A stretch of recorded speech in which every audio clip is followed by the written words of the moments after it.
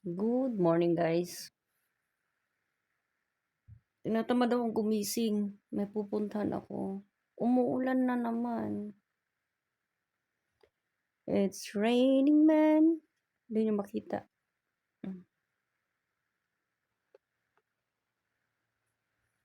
Umuulan, guys. Samahan niyo akong lumabas. Oh. Labas tayo. Ayan na, guys. I'm off to go.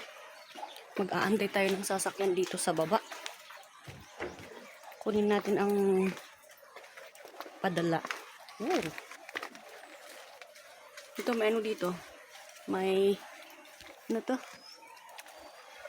Japanese plum. Maasim yun, guys. Maasim na, maasim-asim na matamis-tamis. Ganun ang lasa niya. So, mag-aantay pa tayong sasakyan. We're going to wait kung may sasakyan. Ay na naman yung aso namin sumusunod. Pink na pink ang ating labi ngayon, guys, ah. Pero konti lang naman niligay ko. Pero bakit ang punk naman niya? Ang punk naman. Dito tayo kasi umaambon. Look at the sky.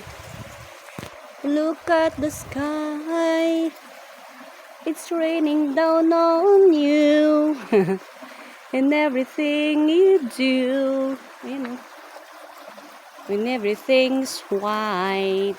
Oh, ayan, puti.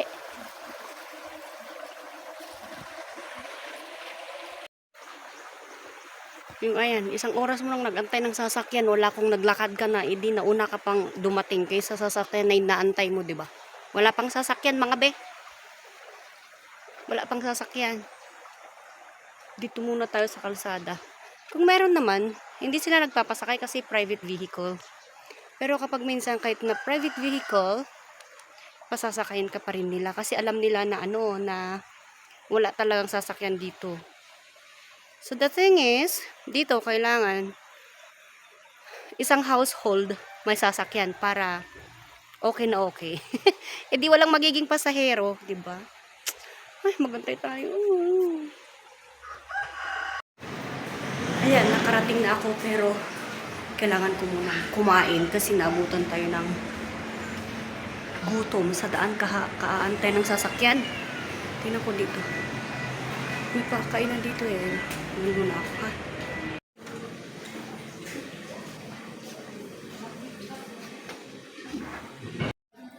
Ayan, guys, nag-order ako ng beef shawarma and then green tea na Okinawa. Gutom ako. And then ito na naman siya. Nag-order pa ako ng... Nakalimutan ko ng pangalan nito. Ayan, basta nag-order pa rin ako ng isa pa. Ayan, kain tayo, guys. Nagutom ako ba? Sige, lamon na.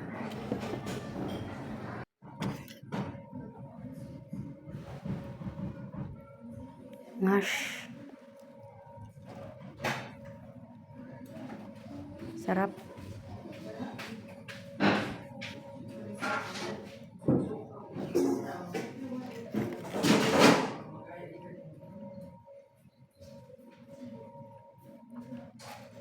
Masarap siya, guys. Pero ayoko yung shawarma nila. Iba yung ano. Basta. Pero masarap pa rin, guys. Masarap. Nakalimutan ko ng pangalan nito. Ano na to?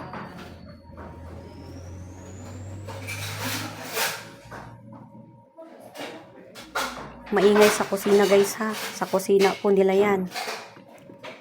Ayan. Ano lang to? Ayan, tapos na po ako. Thank you for the food. So, ayan, guys, ang ating kinuha. And then, kailangan natin ayusin kasi you see this one is very loose. Pati rin ito. So, nanghingi ako ng straw at saka gunting ng hiram dyan sa store. So, ayusin natin, guys. Bago iuwi. Mukha pang naulan.